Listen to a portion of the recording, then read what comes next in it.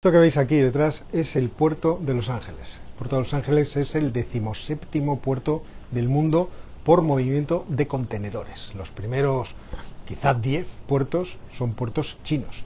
El puerto de Los Ángeles, que es una monstruosidad, como podéis ver, una cosa enorme, sin embargo es más pequeño que los puertos de Amberes y que el puerto de Ámsterdam.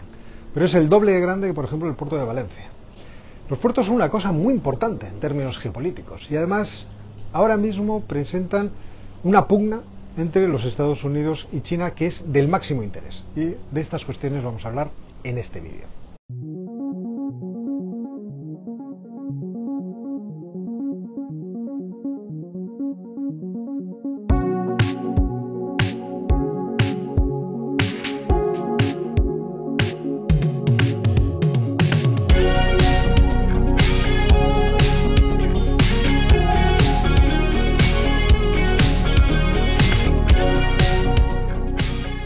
Supongo que sois conscientes de que el comercio marítimo y el poder naval, en el contexto de estas tensiones geopolíticas que hay entre China y Estados Unidos, es especialmente importante.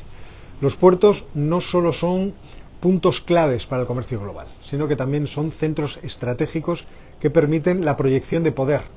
Los puertos son nodos fundamentales para la economía, pero también para el poder militar que se logra proyectar hacia el mundo a través de las armadas.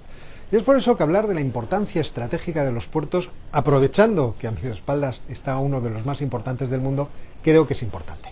Históricamente los puertos han desempeñado ese papel crucial para el desarrollo de economías nacionales porque son la puerta de entrada y de salida para las importaciones y para las exportaciones. Y eso permite integrar sistemas de producción y de distribución entre muchos países distintos y crear eso que llamamos cadenas de suministro globales, que cada vez son más complejas, pero que necesitan de los puertos para poder tener unidos, como si fueran por hilos, todos los países para que puedan crecer en términos económicos.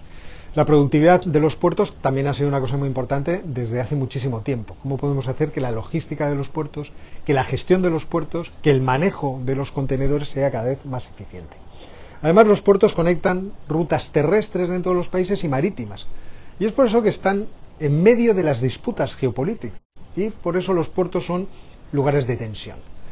La capacidad de controlar puertos estratégicos puede determinar la influencia de un país en una región, pero también en todo el mundo. Y es por eso que os digo que la proyección del poder más allá de las fronteras de muchas de las grandes potencias, de los Estados Unidos sin ninguna duda, se realiza a través de los puertos.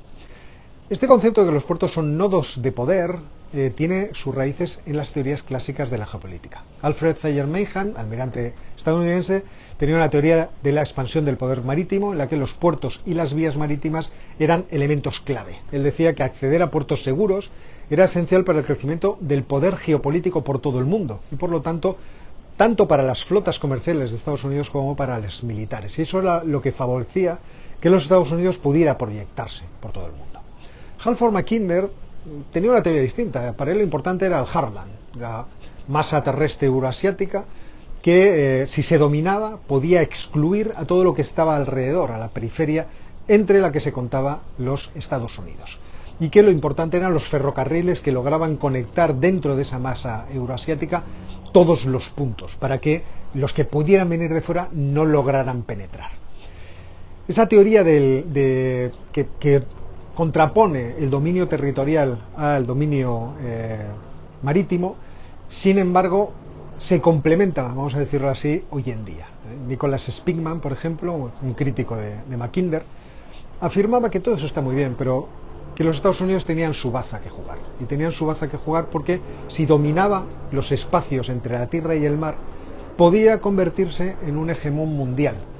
De tal forma que el dominio de la masa euroasiática nunca podría ser completo. Es decir, China podría tener mucho poder, Rusia podría tener mucho poder, pero las periferias, los países periféricos de toda esa masa terrestre euroasiática podían conectarse con los Estados Unidos gracias a la capacidad de dominar el mar.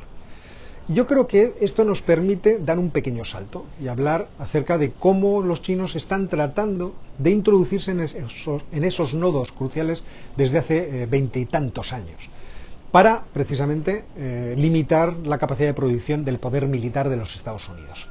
Si un país puede construir y controlar una red global de puertos por todo el mundo, su influencia geopolítica va a crecer. Y por eso la competencia por el control de los puertos estratégicos se ha convertido en una cuestión especialmente importante. Si tú sitúas puertos en lugares estratégicos muy importantes, te permite acceder a influir en los países en los que esos puertos están situados. Y por eso en el siglo XXI vemos una tendencia de tratar de dominar esas interconexiones, sobre todo por parte de China, para impedir que los Estados Unidos aprovechen para anular su capacidad de poder continental, de poder en la masa terrestre euroasiática. Ahora bien, en esa pugna, ¿qué es lo que hay que controlar? Porque esto es lo interesante. Chinos y estadounidenses, ¿qué tienen que controlar para dominar las redes de puertos globales? Por una parte, el flujo de comercio global a través de esos puertos.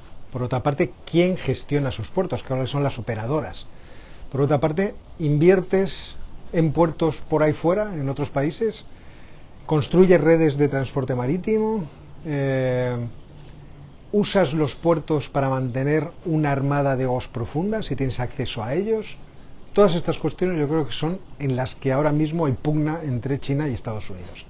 Y China, que emerge como potencia portuaria, no lo hace por casualidad, sino que lo hace precisamente para controlar estas cosas.